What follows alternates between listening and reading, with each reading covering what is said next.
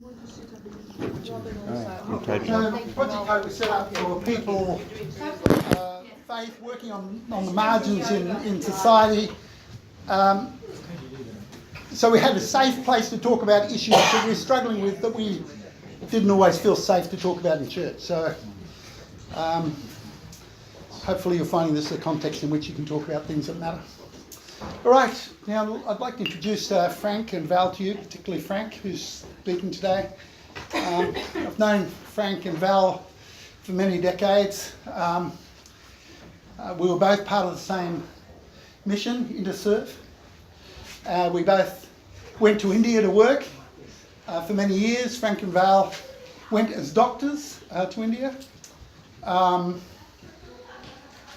And then went to work as doctors also in Nepal. Actually, I think, Frank, didn't you operate on my adopted Nepalese daughter's brother-in-law? Goodness only knows, did they survive? Yeah, they survived, so, which was great. We didn't know that there was a connection there till later, and Frank had done this really serious emergency operation. So there's a strong connection there. And then Frank came back and was the head of emergency, is it? At Royal Brisbane Hospital. And Frank and Val are now retired and living in a retirement village. Well and truly. Well and truly retired. And so we've asked Frank to share his reflections on maintaining hope in times of despair. Thank you, Dave. Thank you. Thank you. And Val is here to keep him honest.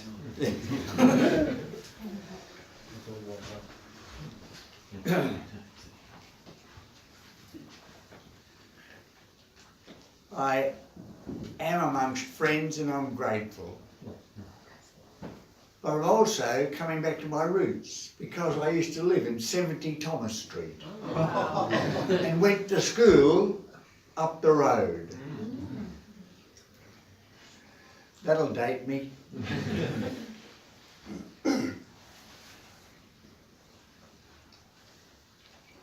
Our contribution, Charles and my own, will not only be complementary, but in some sense, opposite.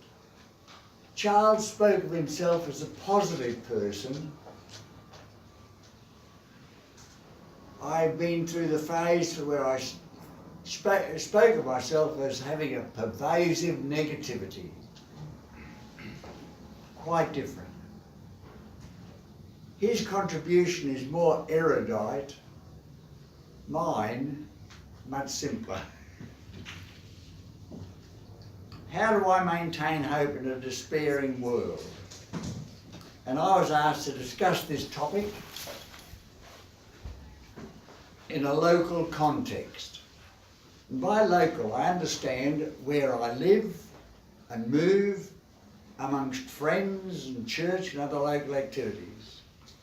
Now, Val and I live in the retirement home at Castledine, the Holy Spirit home in Castledine. Hope, I'll come to that in a moment, or how I understand it. But the short answer is that I find it very difficult at times, almost impossible when I'm feeling down or useless or out of control. It's a bit like the man who fell over the edge of a cliff but managed on the way down to clutch a branch of the tree. He looked around, he looked down, it was a long, long way. He looked up, no sign of anyone. He prayed, please help me. The answer came back, let go. He looked up and said, is there anybody else there? What then is hope? I have a friend where we live. He was an engineer, very active until suddenly he had a severe stroke, completely paralysed down the right side of his body. What hope has he? Where would it come from? He told me that earlier in life, if someone had come to the door, threatening him with a gun, he would have fought him. But now if someone comes to the door and threatened him with a gun, he'd simply say, shoot.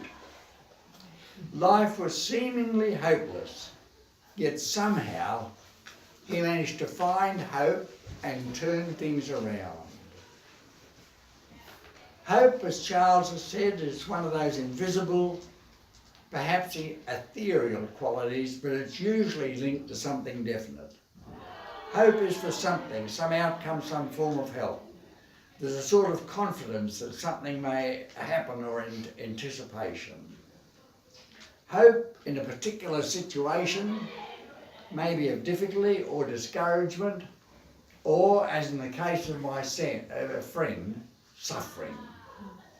Now at this point, I'll jump in at the deep end.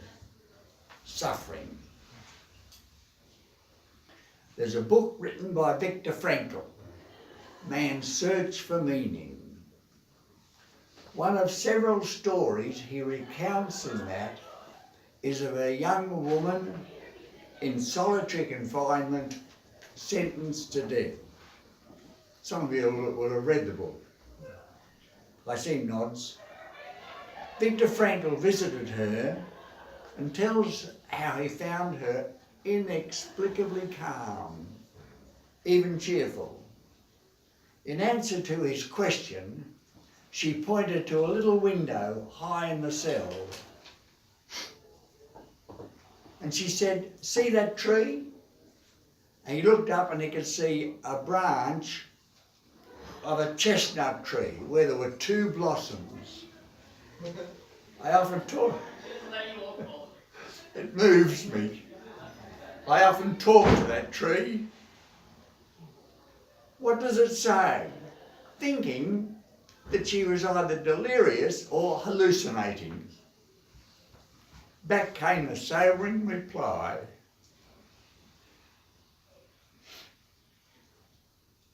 It says to me, I am here, I am life, I am eternal life. And many's the time when I've said that to myself. Frankl writes of other experiences shown by one prisoner to another. A piece of bread shared, a smile, an encouraging word, and he writes of the will to live. I ask myself, when my turn comes to suffer, will I have the same hope, the same will to live? And so, I must prepare now. It's no good coming up to the event and thinking that I'll get through that all right. I do prepare now. Of course, it does help that I'm well and not too tired. And so Val does look after domestic things so well. But where do I find hope? Hope is invisible and was mediated to the young woman through the chestnut blossom. But for slaves who were shipped from Africa to America, it came through singing songs, which we now call Negro spirituals. Did that rescue them? No. But it did bring hope, courage, confidence. They kept on trusting even though they were not rescued. They kept on trusting when they were shipped, bought and sold as slaves. There is a song which many of you will know, He Lifts Me Up to Where I Can Stand on Shoulders. So it goes on. Is hope the prerogative of Christians who talk of faith, hope and love? Not at all. For an avowed atheist, hope came in the form of a bird. Thomas Hardy, the avowed atheist, concludes his poem called The Darkling Thrush. I'd love to recite the 4 stanzas, but inappropriate here. But let me take the last stanza, where he concludes with these words, I could think there trembled through his happy good night air some blessed hope, of which he knew and I was unaware. All right, I've been talking of hope in general terms. Where do I get hope when things seem hopeless? Let me go back to the beginning. The topic I was given was, how do I find hope in a despairing world? How do I find hope when I feel not only my world around is despairing, but I despair? When I seem to have lost control. First, I go through a phase of being sorry for myself. I said earlier that. We can all relate to that, Frank. At some stage or another, I can't say where, I realise it won't get me anywhere. And we have a saying in our place, it's okay to wiggle your toes in the water, but you don't have to wallow in it.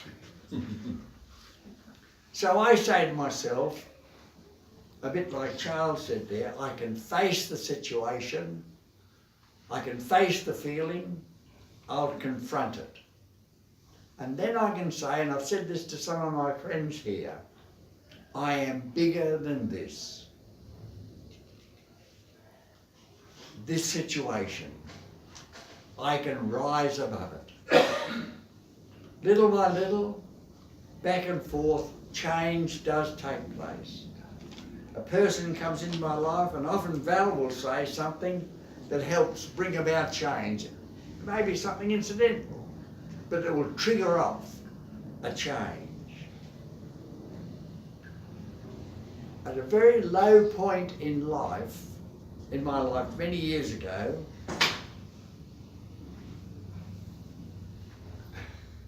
someone made the comment to me,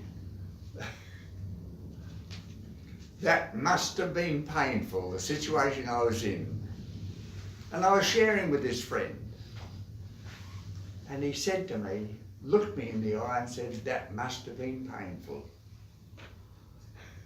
I broke down then and now. The simple fact that someone else understood brought hope. To get hope, I don't look in a mirror. But some little things, a remark, a phone call, something I read, will begin an upward spiral. I've used that figure of speech with talking to some of you, but it does help to have memorised things beforehand. For example, I am bigger than this. That's something I've memorised for myself. And by that I don't mean any sort of aggrandisement, but that the person within is greater, bigger than that which is around, or the circumstances, or the feeling which it has engendered. Sometimes it's a line from a good book I've recalled, a poem, a verse of scripture. Winston Churchill once said, courage is the first of human qualities, for from it all other qualities flow. How do I maintain hope in a despairing world? With difficulty at times. Is there anyone else up there?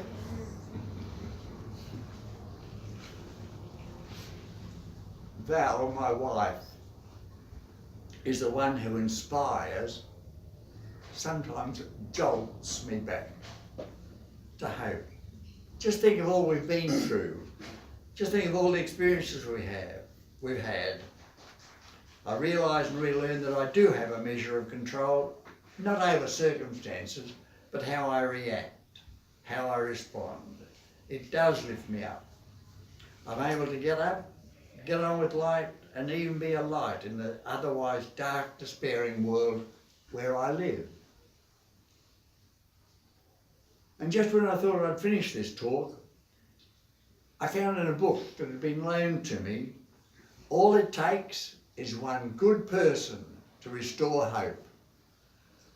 Be that person. I thank you for listening.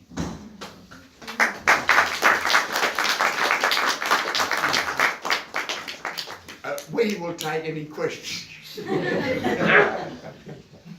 Just wonder whether one way of responding to what Frank said is whether there's a word or a phrase that resonated with you, and to say what maybe that was and why that resonated with you. Is there a word, phrase that resonated with you?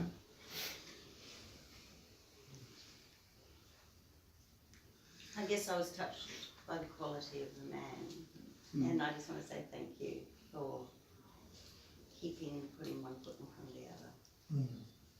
I can respond to you and say thank you. More than the calf likes to suck, the cow likes to suckle.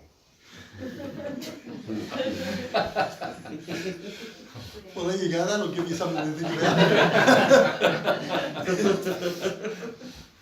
And there's another saying which I'll share with you then. It came from the Russian Shagroff, who said, "We only take from others what we have in ourselves." Bless you.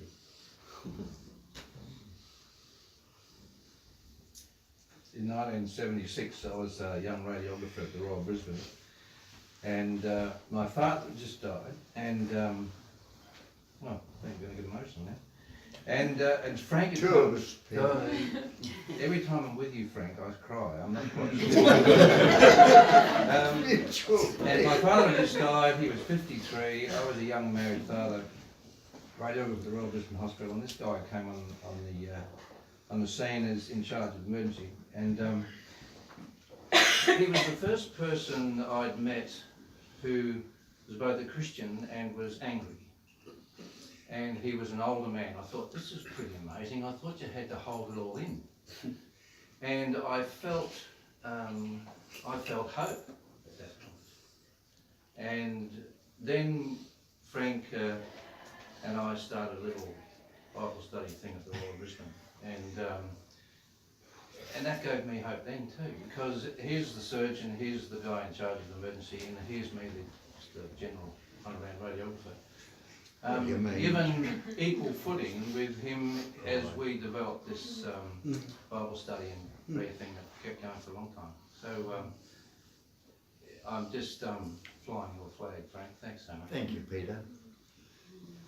Can I just add to that? It prompts me that in that little group we had going together, there was the chaplain,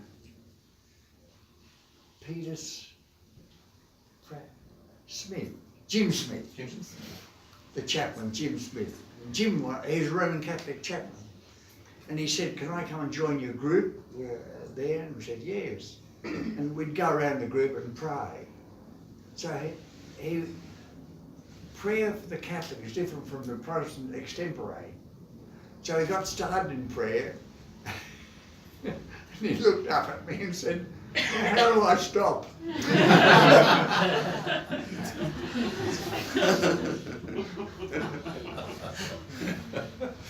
Oh, dear fellow. He was a raw, true Christian. For me, the picture of the woman who has a mantra of just saying, like, "I am here." That's really, I'm a very hopeful person. Like, I totally relate to like feeling that inside. But some days I feel angry, and then that's about it. You know, like, I am here, and I feel like even having that presence is probably enough. Cool. Thank you. Somebody asked Charles the question about anger or negative and positive side by side. And we've been helped, both of us, in realising that they often come from some deeper single source, both poles, as it were, the negative and positive. And as they rise up that way, we have the choice.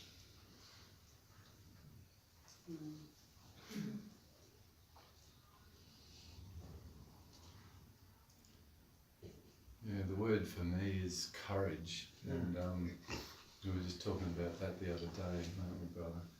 And I think that's one thing that I've really received from knowing Frank and also being connected back into the community is like, in the past I would always like avoid the pain and run away from it, but I've learned to sit with it, and as Charles mentioned before, look the monster in the eye and just know that other thing, I am present, and then also inside of me, I am bigger than this situation. And to know that, that courage that does breed hope, it's very powerful. It's been a privilege to get to know Bob, and I can say, to his credit, he's come a long way. He's looked a couple of monsters in their eyes. Thanks, brother.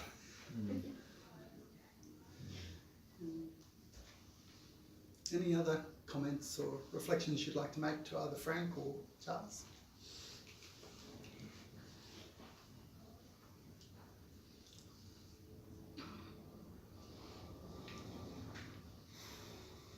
To me, they're basically saying similar things, like courage from Frank, and Charles is talking about just do it type thing. And that also is a courage thing. So for me, I get courage out of both. Yeah.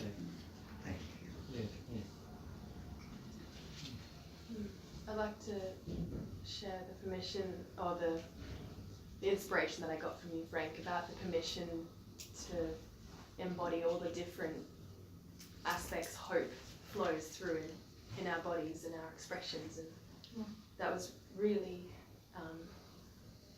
lifting to realise that it's okay to have an expression of anger and realness and rawness in the moment. And that just feels so like a weight has just been lifted off my shoulders.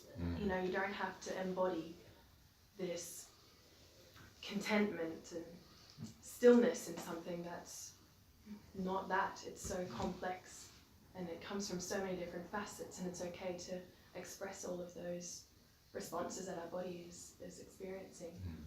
Yet to have the overarching hope that it's not always going to be like that. That was amazing.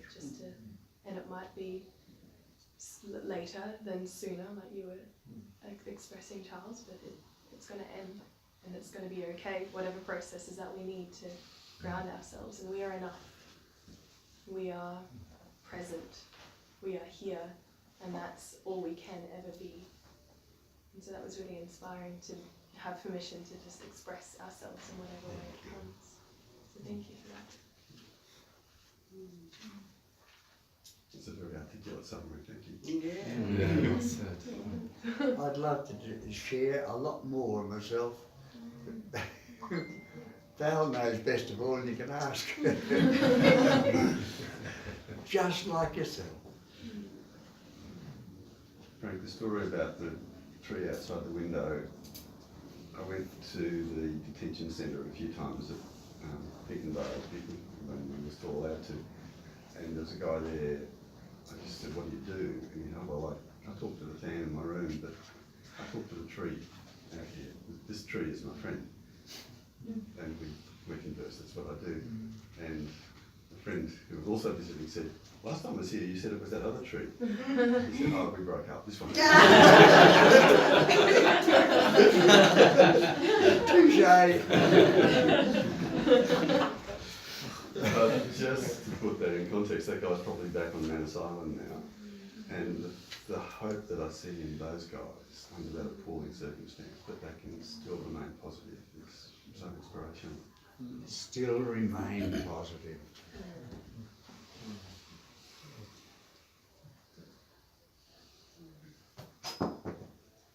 Dear, Val and I pray for the farmers out west and hope that, pray that no one will break and commit suicide. It'll snowball.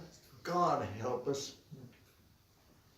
They're in a desperate situation.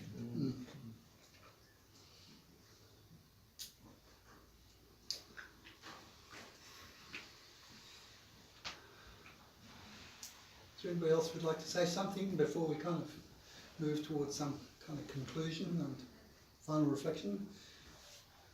I guess I've got one question. What about the situation where hope is gone, or C's gone, someone's in that situation? What's the answer?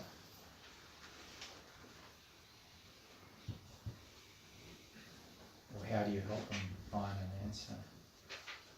You're looking to that?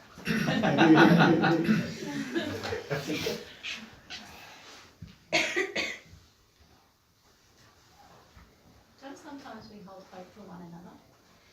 Sorry? Don't sometimes we hold hope for other people I think when that's they've true. lost it? Actually being able to say that to people. Look, I can't give you a facile answer, Yeah. but I can only say that, like that poem of Thomas Hardy's, when he saw the darkling thrush, pull it up on your computer and read the whole 4 stanzas. I leant upon a coppice gate when frost was picked to grey. I'm going to stop at this point. The last few lines say that darkling thrush had some hope which he knew and I was unaware. He'd picked up hope from somewhere in God's good creation. I think that I shall never see a poem lovely as a tree. Now, I've talked to friends here, and trees, I've worked on trees, realising that botanically we don't know how they survive, how the sap gets up. Look at it for yourself on the screen. Is the sap pulled up or pushed up? And yet, in that mystery, that tree speaks to me of mystery, and that somehow life is expressed through that mystery. There's a sermon there somewhere, but I'm not sure. Charles, you have something you'd like to say? I would just like to say that I think it's along the lines of what Emma has just expressed, is that I think we need to be very careful about the extent to which we have been influenced by the hyper-individualism that's part of contemporary society, which has had huge implications in terms of the way in which we feel fearful and dispossessed and overwhelmed and etc. etc. That everything that you and I hold personally, we also need to hold communally. So if I have lost hope, then I need to be carried. And the only way that I'm going to be carried is that I'm willing to share my vulnerability. So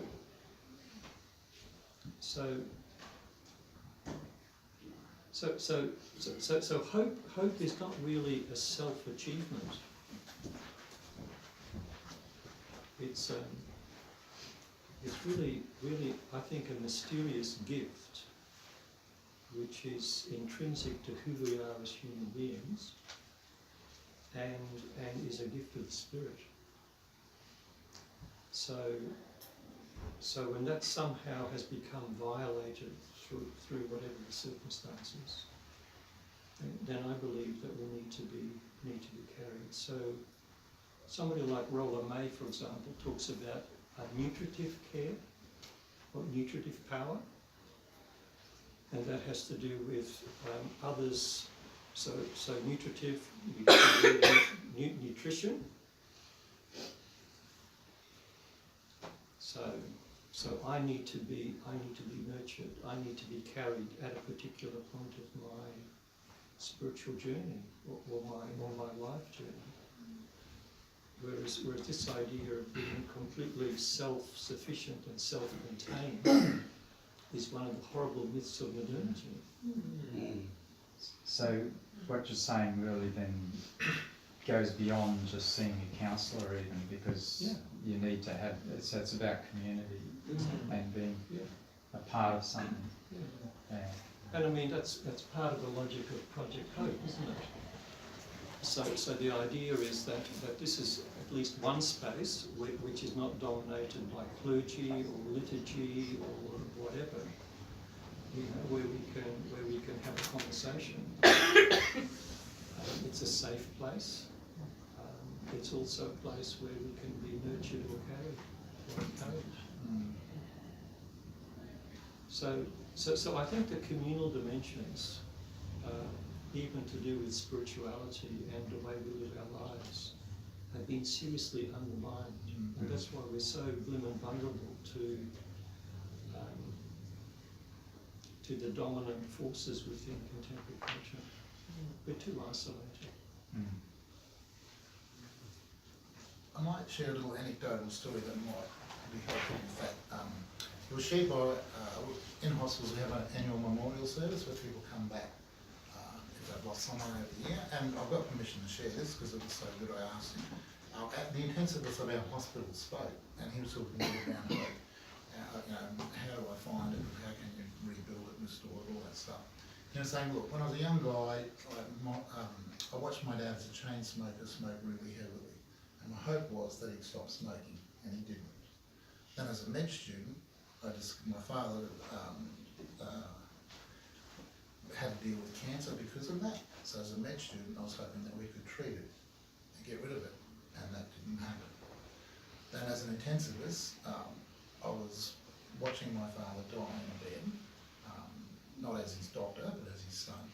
And my hope then was that he'd have good care and comfort, right? And maybe things would be prolonged, but it didn't happen. And he said, from there my hope was, as I knew with those around me, you know, communally, we would see him again. You know, that obviously came out of a faith tradition, that this is not the end, though this is painful. And he was just talking about how, you know, hope does change or can change, but inherently, you can work with reframing it all the time. And if you can't, that's when others come into it. Yeah, it was just a good little. From that, the word, like, hope doesn't fix, it redeems. And some things are broken. They're broken. And I think, some things aren't fixed. They're not fixed. And redemption is a long story. And I think in our society, we want to be able to fix things. Things aren't fixed. So hope isn't negated because it's not fixed.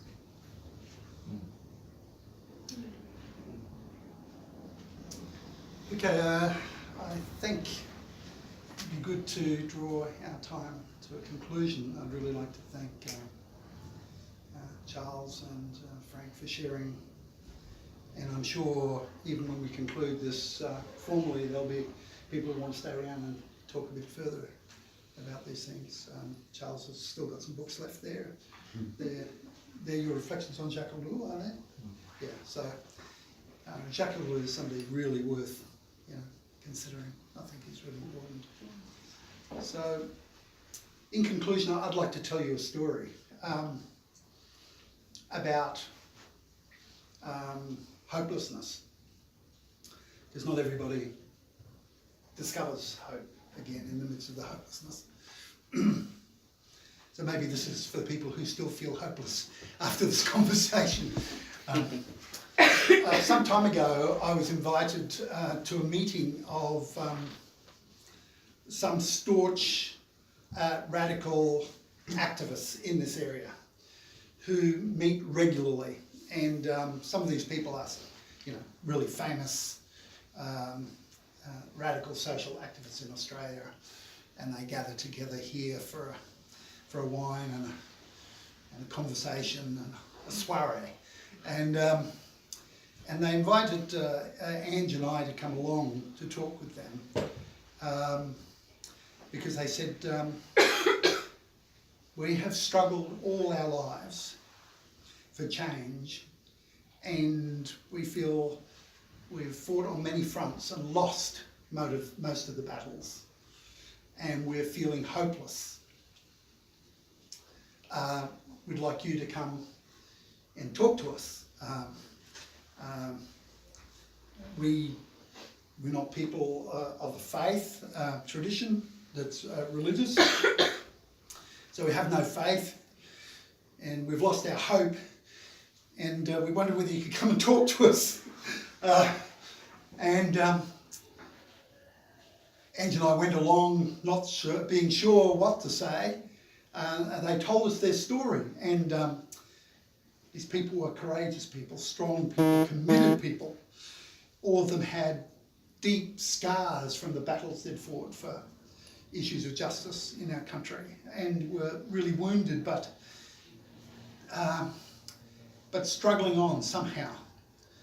And they said, Dave, tell us, I mean, you know, what do you do when you've lost your faith and you have no hope, and how do you find a reason to go on? And I said, look, I know you guys are not religious, and you're probably not a fan of St. Paul, but would you mind if I quoted a verse from St. Paul? And they said, sarcastically, preach it, brother, preach it. You know, so I said, okay, with your permission, I'd like to quote this verse from 1 Corinthians 13, where Paul says there's three things that abide: faith, hope, and love. And the greatest is love. And so I said to them, what I think Paul was saying is faith, hope, and love are all important to nurture us in the struggle. But even if you have lost your faith and you have no hope, if you still love, that is of value. It is never in vain. And I believe that God is love, and those who abide in love abide in God, whether you're religious or not. And we want to maintain our faith and our hope as best we can, but even when we've lost our faith and we have no hope, I really believe if we can continue to seek to love and be loved, we nurture that which is most divine and most human among us, and most important. And perhaps it's most beautiful in the midst of times when we've lost our faith and lost our hope, that we still continue to love. And when I said those words, tears were pouring down their face, and they said, amen, brother, amen. You know, because there was something deep in their hearts of these radical activists that was motivated by a desire to love, and to affirm that profoundly and deeply, I think, was really important. And I'd like to encourage people today, if you've been able to find hope, great, go for it. But even if you still feel hopeless, if you still seek to love yourself and love others, I really want to encourage you to do that, because that's of most importance. So that's my kind of final reflection. So thanks for gathering with us. Please feel free to stay on and chat with people. But if you've got to move on, I know that Begonia has a birthday party now, and a number of you have been invited to that and need to go. And but if you want to stay and chat with people or talk to Val and Frank or Charles, that'd be great. So thank you so much. And thanks for the opportunity of meeting up with you and coming back home again. Yeah. You're welcome, Frank. You're welcome.